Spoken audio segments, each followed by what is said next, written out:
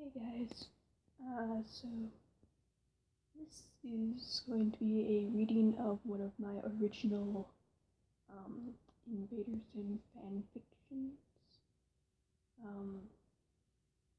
will not be revealing the name of the story until the final chapter, which will also be the final video, which is how I'm going to do this. I'm going to do this one video equals one chapter.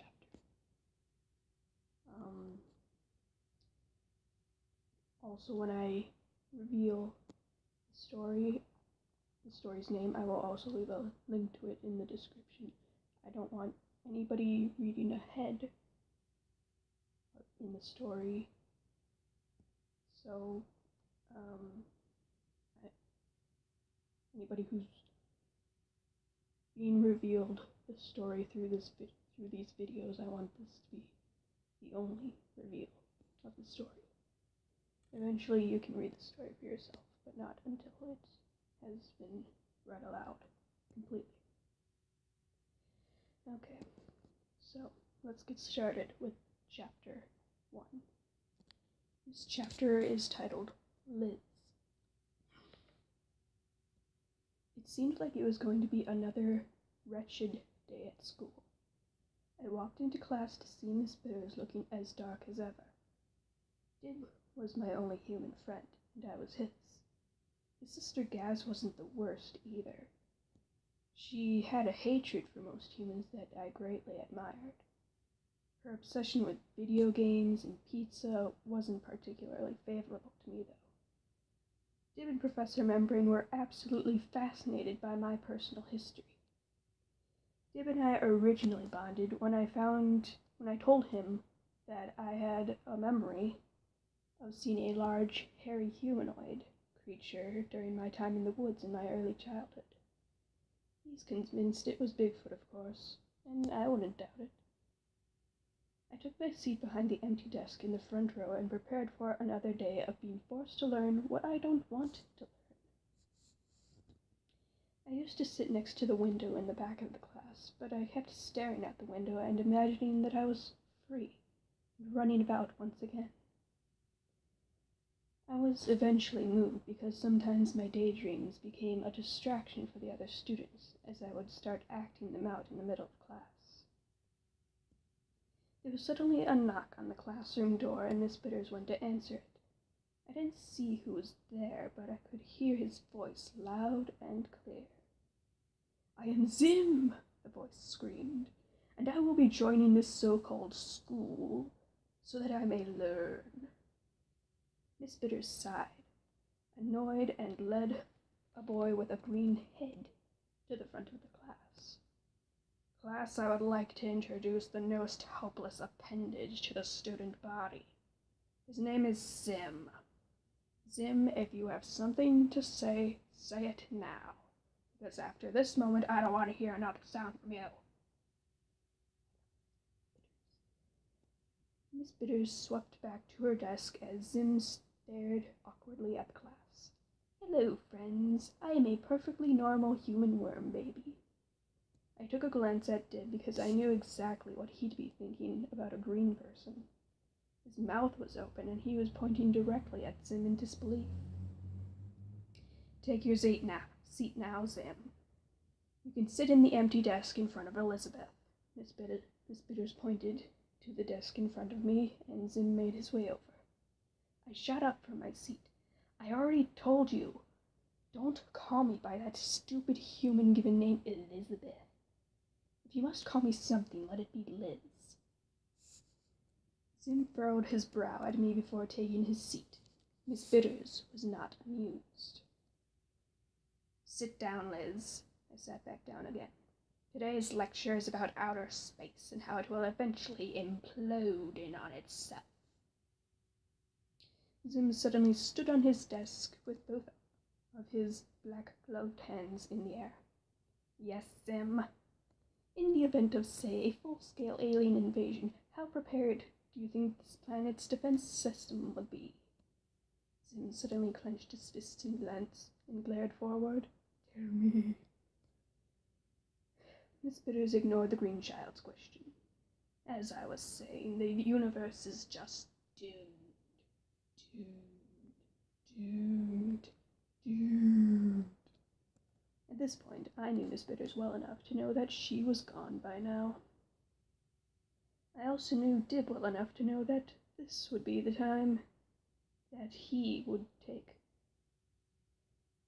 I would know that this would be the time he would take the opportunity to try and point out the identity of Zim. Okay, am I the only one here who sees the alien sitting in class? The other students looked around confused. Dib pointed a shaky finger at Zim. There. Right there. I could see sweat dripping down Zim's green face. That is no kid. He's an alien. An alien! One of the monsters I've been talking about. He's here to conquer the Earth. I looked over Zim's shoulder to see a self-destruct device on his arm. Not this again. You're crazy. What about his horrible green head? Zim turned towards Dib with a fist. Insolent fool, boy. It's a skin condition. And he's got no ears. Is that part of your skin condition, Zim? No ears? Yes. Zim looked down in shame. Man, Dib, you think just because someone looks different, you can call him an alien? Dib looked straight at me. Come on, Liz, I know you're smart. I know you can see it, or at least smell it. Everyone looked at me, and I stood up. Very well. I'll sniff him out and end this. I grabbed Zim's shoulders to hold him steady as I sniffed his hair. Hey, what is this? Hands off me, Earth Monkey. I continued sniffing and could definitely smell that this was a wig he was wearing. I moved my nose down his head to smell his skin that definitely wasn't human. I sniffed near his eyes without touching them to identify the smell of contact lenses as well as lens cleaner. I moved down and sniffed his clothes to identify the smell of ship fuel clinging to his clothes. I suddenly stopped sniffing and looked Zim in the eyes. He raised an eyebrow at me and I tilted my head before standing up straight in front of his desk. I turned towards Dib and crossed my arms. He's not an alien. He's just from New Jersey. I took another quick sniff above Zim's head and covered my nose with my paw. Oh, Elizabeth, New Jersey. Zim was sniffing at his own armpits, confused. Yes, the human girl speaks the truth. I am from this, New Jersey. Jim got frustrated. What? Liz? Sorry, Dib, but you know my nose never lies. Zim looked up at me confused. How are you so good at smelling? I was led to believe that humans had a very poor sense of smell. Well, you see, Zim, I dropped to the ground and started scratching my head with my foot. Between the ages of 1 and 5, I was raised entirely by wolves. Wolves? That's right. Although my nose isn't much stronger than that of an average human, it is better at identifying different smells with less effort. Which is why she should be able to smell out the fact that he's an alien. I stood on my feet again. Dib, my friend, drop it. What? Drop it. Dib walked over to the chalkboard and pointed at a drawing of a human and a drawing of Zim. Okay, see this? This is us. And this is Zim. See the difference? Anyone? Questions? I turned so that I was on all fours towards Dib. Yeah, how'd you draw that so quickly? What's wrong with you? All you talk about is aliens and ghosts seeing Bigfoot in your garage. I trotted on all fours over to Dib's feet. Now, everyone, I know he didn't exactly give the nicest welcome to our new classmate, but you don't have to start harassing him on it. I seem to remember how many of you treated me when I began in this school system. We still treat you like that, wolf girl. Exactly. So you lot aren't ones to talk. Zim and Dib glared at each other and Miss Bitters told us to go home. I rushed out the door on all fours and waited outside for Zim. He finally came outside and I was standing on 2 feet next to the door behind him. I lied for you, you know. Zim turned and looked at me. Eh? I lied. You are an alien. Your hair smells like a wig, and your clothes are stained with the stench of your ship's fuel. Zim started laughing. Ha! Foolish Earth child. I have no hair as a result of my skin condition, and so I wear a wig. As for the smell of fuel, my normal human father is a mechanic. That is right, a mechanic. No, you're definitely an alien. But don't worry, your secret's safe with me.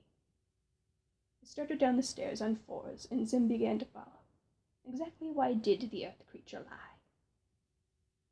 Because I know what Dib had planned for you. He would turn you into the authorities and make sure you're dissected, even if that wasn't your fate. I know how humans treat creatures that are different from them. I looked at the ground as we walked on the sidewalk. You were really raised by wolves? That's right, and I despise the human race for taking me away from that. I was happy where I was, and then they had to go and take me away from my own true family.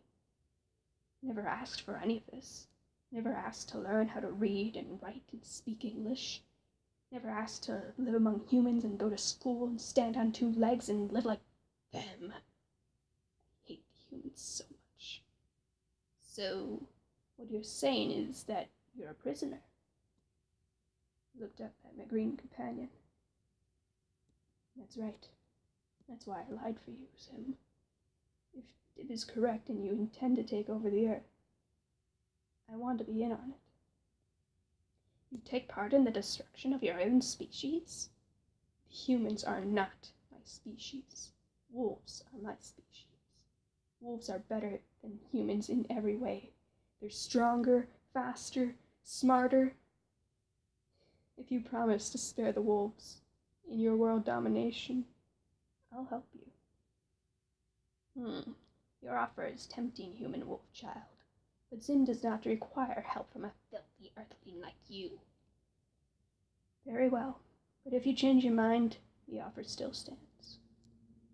I trotted off ahead of the alien and turned a corner around a hedge to come face to stomach with Dib.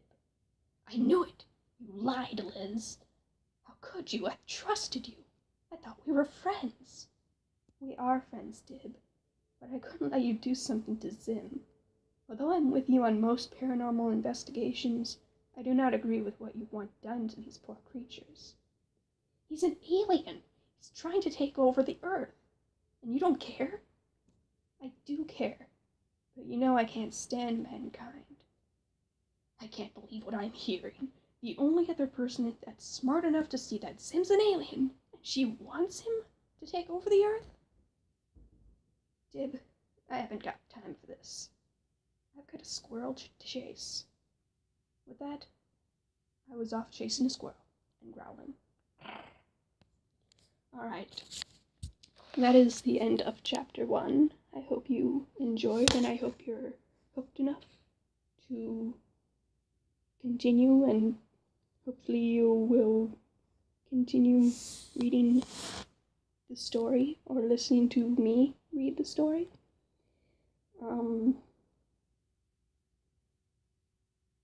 I don't really have much else to say.